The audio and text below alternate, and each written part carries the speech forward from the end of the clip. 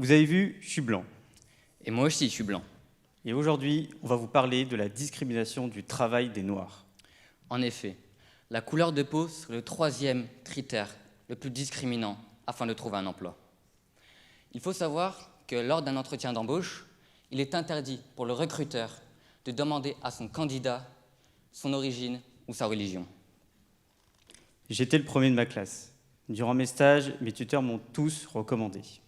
Aujourd'hui, j'ai beaucoup de mal à trouver un emploi. Il est clair que ni mon nom, qui sonne très étranger, ni ma couleur de peau m'aident. D'après le défenseur des droits, l'accès à l'emploi quand une personne est noire serait un réel parcours du combattant. Mais que dit la loi ? D'après l'article 1er de la loi numéro 2008-496 du 27 mai 2008, nul ne peut être non recruté suite à sa couleur de peau, à son origine ou même à son prénom. Mais dans les faits, cette loi est-elle appliquée ? D'après les chiffres de l'Observatoire des discriminations, la discrimination est bien une réalité. 43% des personnes de couleur noire se feraient rejeter lors du premier entretien. 40% lors du premier contact, notamment pour le CV. Pour donner un contexte, il suffit qu'un responsable soit raciste pour licencier une personne. Lors d'un entretien dans une banque, au poste de conseiller financier, la recruteuse paraissait emballée par mon profil. Quelques jours après, étant sans nouvelles, je la recontacte. Elle m'explique qu'elle est en train de se battre avec le responsable RH, car celle-ci est un peu frileuse en ce qui concerne les personnes étrangères, car ça a l'air compliqué administrativement. J'insiste en lui expliquant que j'ai un titre de séjour en règle et que tant que j'ai un emploi, je peux le renouveler. C'est au final, après 3 semaines de période d'essai, qu'elle m'a remercié, m'expliquant que j'étais un très bon élément, mais qu'étant étranger, cela l'empêchait de se voir dans une collaboration à long terme et qu'elle préférait embaucher un Français blanc par sécurité. Si par chance, une personne de couleur noire arrive à avoir un emploi, il y a aussi l'aspect social, c'est-à-dire les collègues qui peuvent avoir des propos injurieux ou déplacés envers la personne discriminée, comme imiter un accent africain. D'après Selim, qui travaillait dans une agence bancaire, son manager lui aurait dit que face à des propos racistes de clients, de faire comme s'il ne les avait pas entendus ou tout simplement d'en rire. Il y a plusieurs types de discrimination. Les blagues racistes. Si on m'avait filé 1 € à chaque blague raciste que j'ai faite, ça serait depuis longtemps que je me serais fait voler mon argent par un bougnoul. Les insultes, injures. Espèce de bougnoul, retourne dans ton pays. Incitation à la haine. Les slogans racistes, la propagation d'idéologies racistes. Vive l'esclavage moderne. Les stéréotypes. Les Noirs, ils mangent des bananes. C'est marrant, on se marre. Mais dis-moi, qu'est-ce qu'encore le harceleur ? Le tribunal sanctionne le racisme quand il est sous forme de propos injurieux, comportements discriminatoires ou de violences physiques. Sanction pénale pour les sanctions pénales. L'auteur du harcèlement encourt jusqu'à 2 ans d'emprisonnement et 30 000 € d'amende. Lorsque l'injure n'est pas publique, elle est punie d'une amende de 1 500 €, voire plus. C'est l'article R625-8-1 du Code pénal qu'il prononce. Puis de 3 000 €, voire plus, en cas de récidive. Et lorsque l'injure est publique ?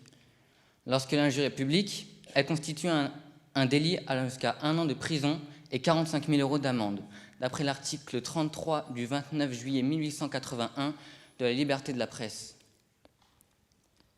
Mais depuis quand le racisme existe ?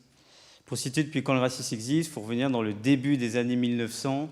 Évidemment, le racisme existe depuis très longtemps, c'était à l'époque de l'esclavage. Mais en effet, en France, le terme racisme apparaît à partir de 1902.